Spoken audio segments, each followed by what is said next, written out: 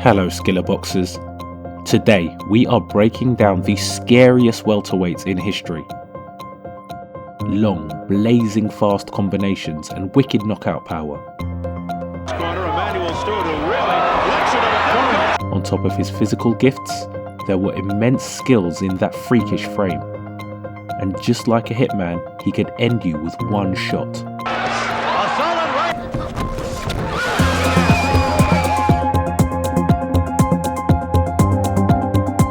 Tommy Hearns, the first ever 4-division champion.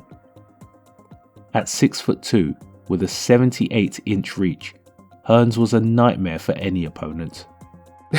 I'd rather fight Skillr Litter and Duran than fight Tommy Hearns. Tommy Hearns back then, 6'1", 6'2", long arms, and the way he was doing it, man, no.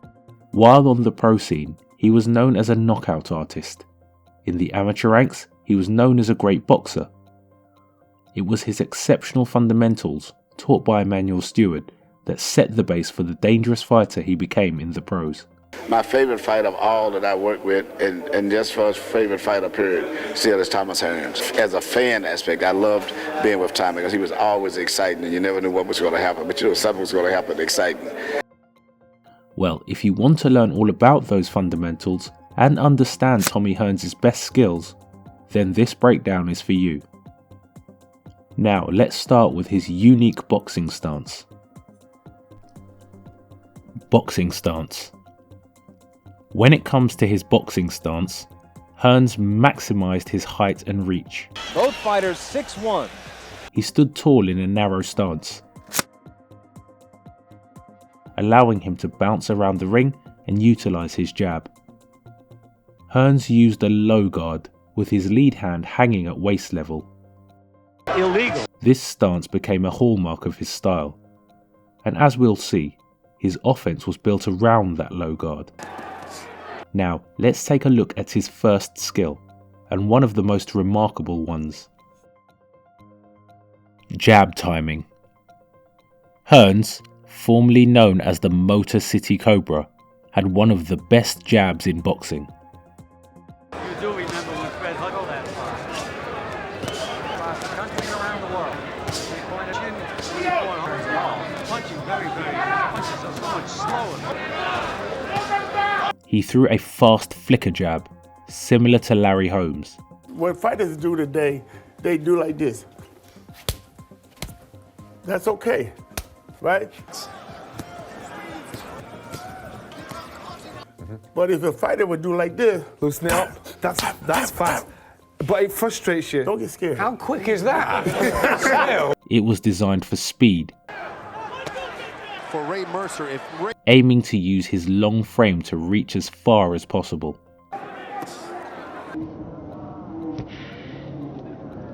Hearns would flick the jab to both the head and body, sometimes doubling it up. 2. The referee. By throwing it from a low guard, like an up jab, it became much harder for opponents to read. The lead hand, relaxed and hanging at waist level, started from outside the opponent's centre vision. Coupled with his speed and reach, Hearns' jab was a nightmare for his opponents. Hearns, he just walks away. Moving good. Bad move. Like he's setting them up here. What stood out most about his jab, though, was his exceptional timing. Hearns would often catch his opponents while they were resetting or when they found themselves in bad positions, such as when they were squared up or moving laterally.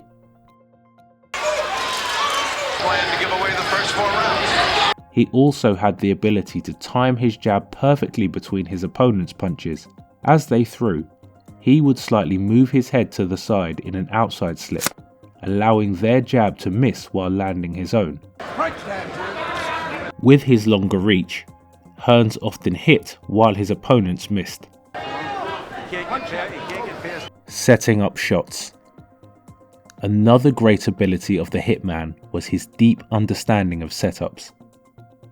corner of the left eye of Roberto Duran. Roberto Duran up and will. A solid right and down goes Duran. Stinko Gill. He's just hanging a big right hand. That's it, Tim. Anytime you right. Once Hearns established his jab, it allowed him to set up his lead hook. Plan was to come out firing. The opponent would often try to parry the straight shot, to which Hearns would adjust with a looping lead hook, catching them on the side. Starts flirting and starts throwing punches. He also had a devastating liver shot, Showing no respect for Michael Elijah, and now he's going. which he set up by shifting his weight to his front foot and to the side, raising his opponent's guard and exposing the body. This liver shot would also open up an opportunity again for his lead hook. Hearns masterfully alternated between targeting the body and the head, That right hand to the body. The worst that's going to happen is he's going to using feints to second-guess his opponents and force mistakes. He would often go low, with the cross and then change it upstairs. His setups were difficult to detect, and he would perfectly sell the feints, changing directions just at the last second, making it more unpredictable.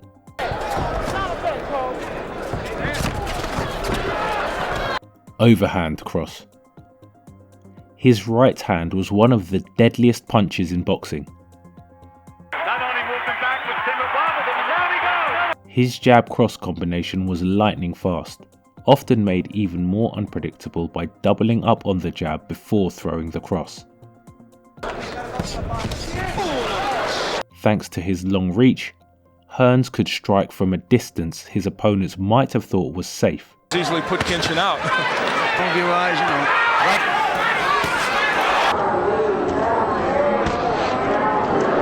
Opponents trying to lean or step back often found themselves caught by his incredible torque and range. Hearns, Leonard 2. There's a right by Hearns. Big right hand by Tommy Hearns. Another one. Down goes. Whenever opponents ducked or bent at the waist, he would change the trajectory of the punch in a looping overhand rather than across, still catching the opponent going down. Neither fighter landed a serious punch. That right hand, the first. That's what Tommy's got to do. Hearns has to do is really settle down. Hearns is trying to throw the uppercut in the right hand. Landed the right hand, down goes Roldan. Due to his tall frame, Hearns also developed the ability to punch down and knew how to generate power at short distances. In the latter stages of round 8. Hearns' timing made his right hand a formidable counterpunch as well. Using an outside slip, he could counter over his opponent's guard with a devastating right cross.